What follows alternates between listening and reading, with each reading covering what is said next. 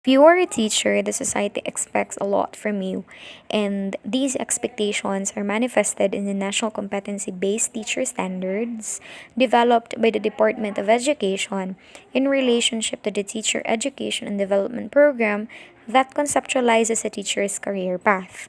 NCBTS is a set of competencies that could be behaviors, attitudes, or skills that each teacher must possess to function effectively and satisfactorily.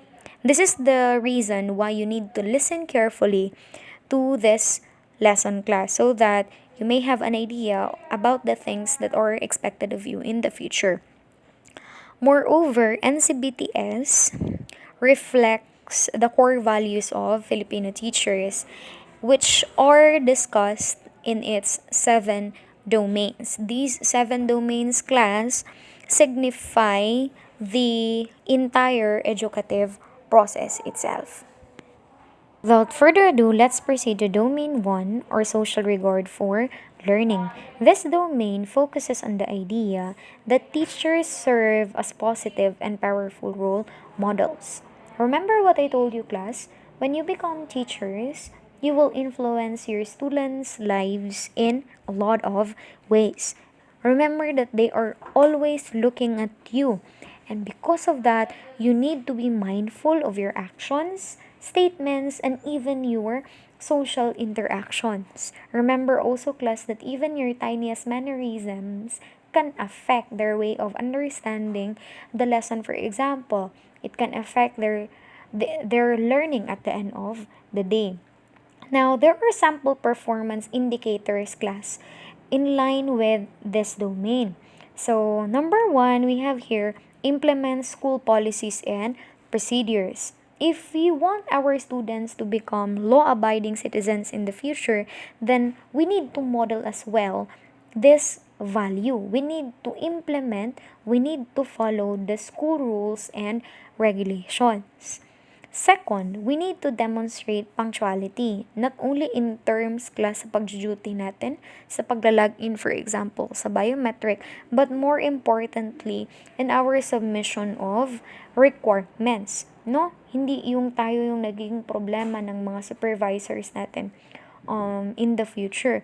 But it is not only punctuality that we need to consider, but also the quality of our works. Ito yung pinaka-importante.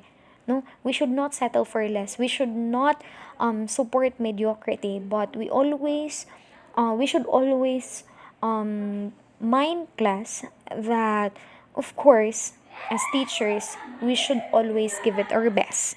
No? Third, we have maintain proper appearance. So when we say appearance, class, I am not only pertaining to the physical characteristics of a teacher, no? So, but unahin natin yon. Of course, you need to be pleasant in the eyes of people. You need to be formal. So, hindi dapat yung damit mo is yung parang nasa loob ka lang ng bahay. No? Of course, you are demonstrating professionalism. It means, class, that you also need to look professional. But more importantly, class, your appearance, no, your physical appearance won't matter at the end of the day if you don't behave like a professional. Diba, no? So, if gwapong-gwapo or magandang-maganda ka sa damit mo, then basically, you need to give justice to your clothes, no? Your attire. You need to wear it properly. You need to act like a teacher. Domain 2 or learning environment does not only pertain to the physical location, but more importantly, to the social and psychological atmosphere. As future teachers, you need to learn how to establish a classroom where individual differences in learning are celebrated. Remember, the moment the students would feel that they are welcome inside your classroom, that's the moment that they become also proactive in learning. When they are comfortable inside your classroom, it means that their learning is meaningful and at the same time in its maximum. Now, there are things that we need to consider in order to be able to do this. Number one, create an environment that promotes fairness. As human beings, teachers also are not perfect. We also have our own biases, our own opinions, our our own discriminations. Although society expects a lot from us, but it doesn't mean that we know everything. And because of this, we need to seek more knowledge in our students' personal background. We need to know the culture of our students so that we may able to establish fairness inside our classroom. Just because we have different culture class, it doesn't mean that I'm going to disrespect your culture. It means that I'm going to acknowledge you, I'm going to recognize your culture, but of course, it doesn't mean that I'm going to convert in your culture, but it only means, class, that I'm going to respect you as a human being. This is important inside the classroom, class. Second, make the physical environment safe and conducive to learning. Make the students' class feel safe inside your classroom. Okay, the facilities that they are using, the chairs, the tables, the books, no? So, of course, the physical location, class, should support learning at the end of the day. Third, communicate higher learning expectations to each learning. How do we do this? Um, of course, always monitor the progress of your students, encourage them that they can do better, no? So, with this, students would be inspired to, say for example, class, they would be inspired to do their to do a better job the next time they try, no? So ibig sabihin, encouragement is very necessary inside your classroom. Lastly, we need to establish and maintain consistent standards of learners' behavior. This is very important. We need to have consistency so that your students won't be confused, no? So this is possible, class, no, through rules and regulations inside the classroom so that your students may know what is okay and what is not okay to you as their teacher. In 3, or diversity of learners supports uniqueness of your students. This domain emphasizes the idea that there are no two students the same. Even twins themselves, they may be similar when it comes to physical appearance, but when it comes to handling their emotions, their coping mechanisms, their challenges, they are totally different from each other. And because of this, as teacher, you need to take an effort to know each of your student so that you will have an idea how to adjust your teaching style with their learning styles. Aside from their learning styles, they also differ when it comes to age, their culture, their family background, their economic status. Actually, class, halos lahat magkaiba-iba sila. And because of this, your overall methodology inside the classroom should address these differences. It is not okay to use uniform methods. Why?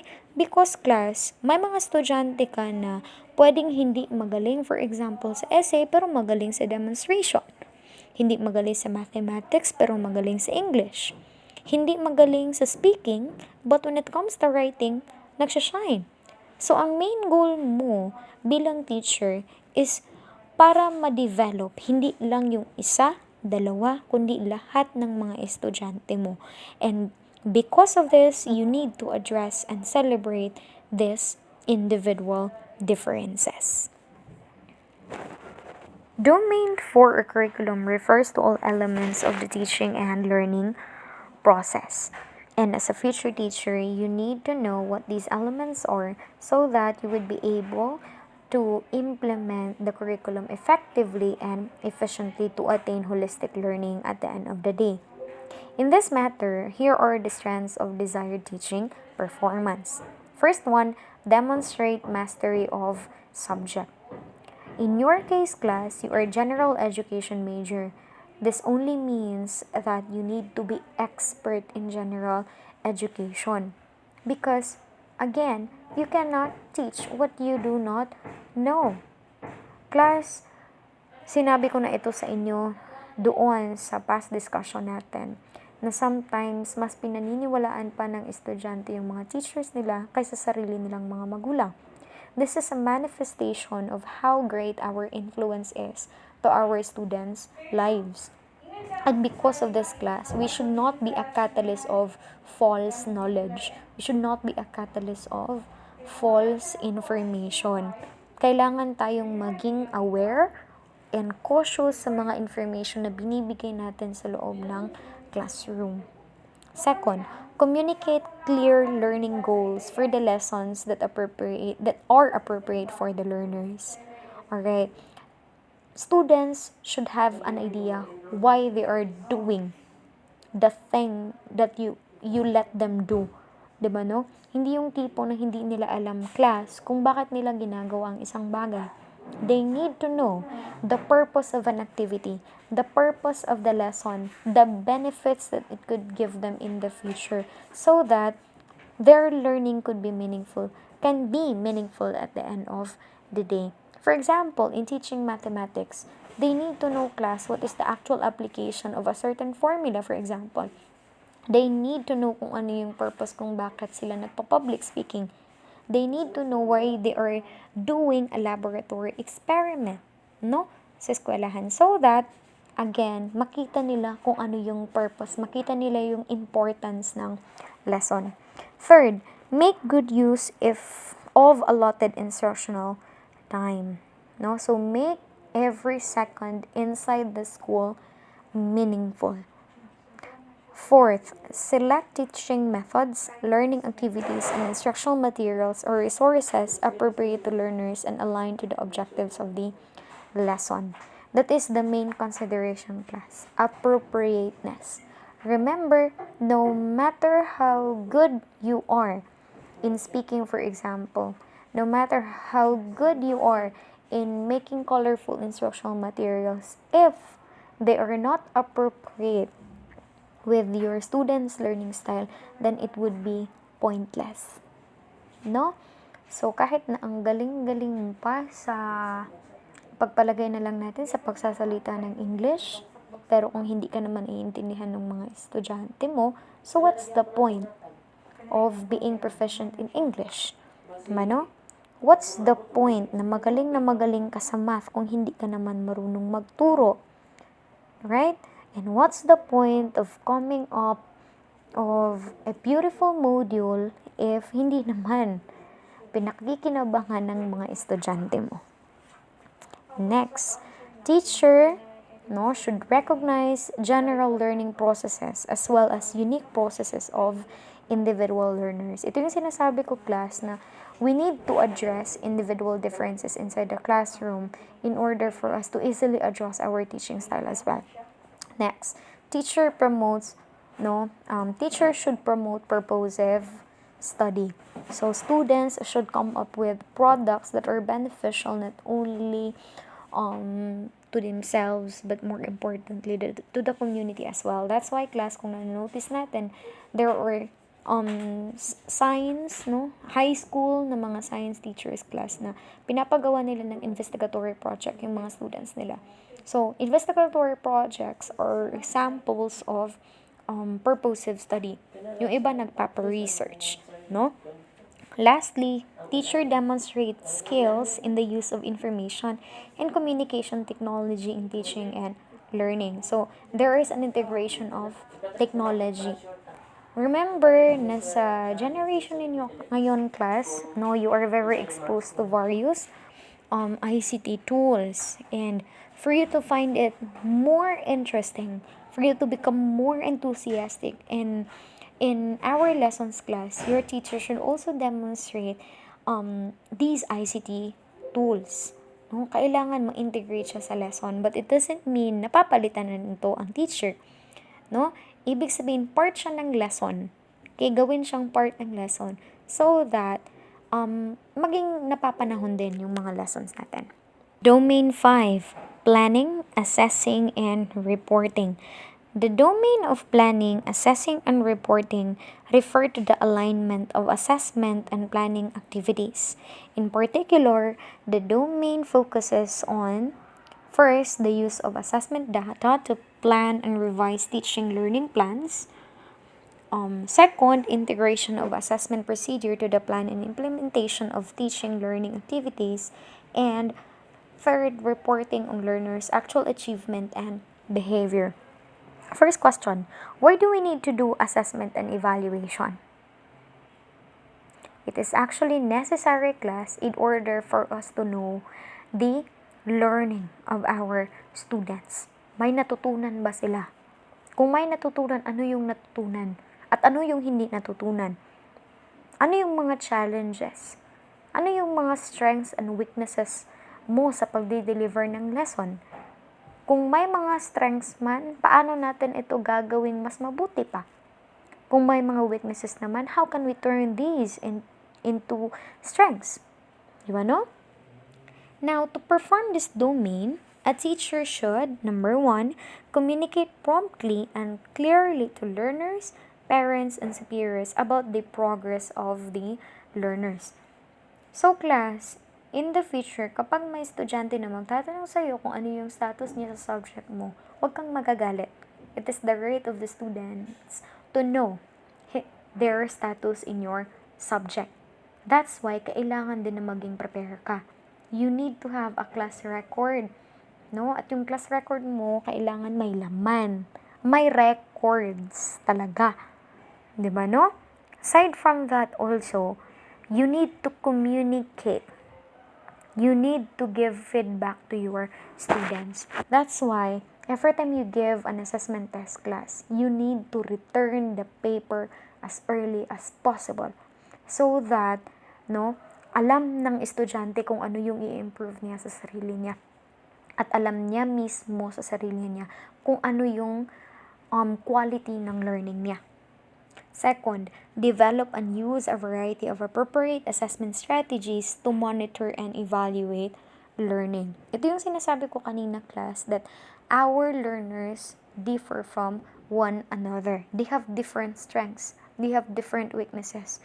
In order for you to help these students develop their maximum potentials, you need to address these differences. So, in addressing these differences, class, kailangan din na mag-manifest din siya doon sa mga tests na ginamit mo. So, how can you expect, for example, a student who is not good in writing to come up with a perfect score in essay test? No? How can you expect a student who is not good in demonstration to have a perfect score in demonstration of basic steps of cha-cha, for example? Ano? So, kailangan pati pala yung evaluation tools natin, iba-iba rin. Lastly, monitor regularly and provide feedback on learners' understanding of content. No? So, kailangan pala, class, healthy din yung relationship at yung interaction mo sa mga estudyante. Domain 6 or community linkages focuses on the ideal that classroom activities are meaningfully linked to the experiences and aspirations of the students in their homes and communities. This means that your students' learning should not be contained within the four corners of the classroom. No? So, kailangan they need to learn how to get out from their comfort zone, which is this time the classroom itself. That's why we can observe that some teachers require their students to do community immersions, research, they let their students join various organizations, they support yung mga activities class na may kinalaman sa community at nagpa-participate yung mga students because these teachers consider the idea that if students are exposed to the community, given the actual application, given the actual experience, within the society, mas matututo yung bata.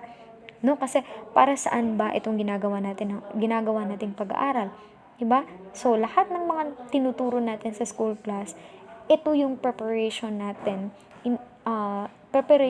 into class when we come out and then serve community in the future. Domain 6 or community linkages focuses on the ideal that classroom activities are meaningfully linked to the experiences and aspirations of the students in their homes and communities. This means that your students' learning should not be contained within the four corners of the classroom. No? So, kailangan they need to learn how to get out from their comfort zone, which is this time the classroom itself. That's why we can observe that some teachers require their students to do community immersions, research, they let their students join various organizations, they support yung mga activities class no, na may kinalaman sa community at nagpa-participate yung mga students because these teachers concede to the idea that if students are exposed to the community, no, given the actual application, given the actual experience, no, within the society, mas matututo yung bata. No, kasi para saan ba itong ginagawa nating pag-aaral? 'Di ba? So lahat ng mga tinuturo natin sa school class, ito yung preparation natin